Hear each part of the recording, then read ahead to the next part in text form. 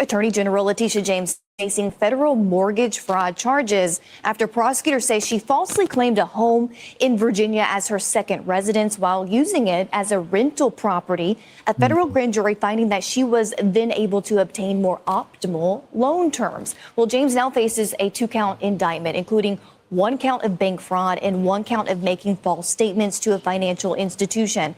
Each count carries a potential sentence of up to 30 years in prison and up to $1 million in fine and forfeiture. This is nothing more than a continuation of the president's desperate weaponization of our justice system. These charges are baseless, and the president's own public statements make clear that his only goal is political retribution at any cost.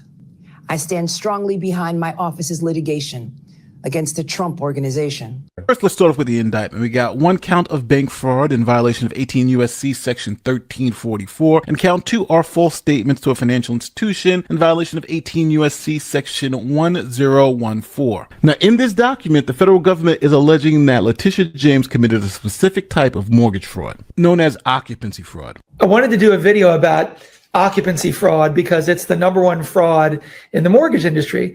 This means people will say that they're going to live in a home so they can get the primary residence interest rate, which is much lower than the investment property interest rate. But really their intention is to rent it out. Also, on a primary residence, you can get that loan with a much smaller down payment, sometimes as little as 5% down, whereas on a rental property, you need 20% down or more. So people will, shocker, lie. And that's a fraud, and that's a big deal. This is what underwriting is for. Our underwriters, everybody's underwriters are looking for any kind of fraud.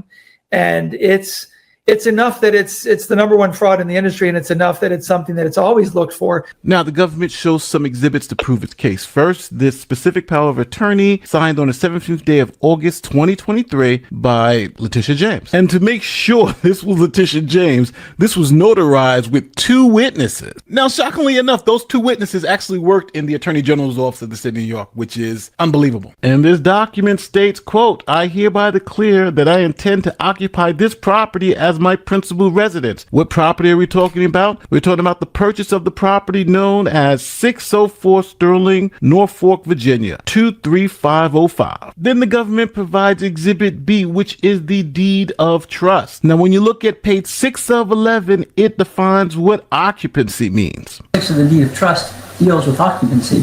And here's what you're actually committing to. Borrower shall occupy, establish, and use the property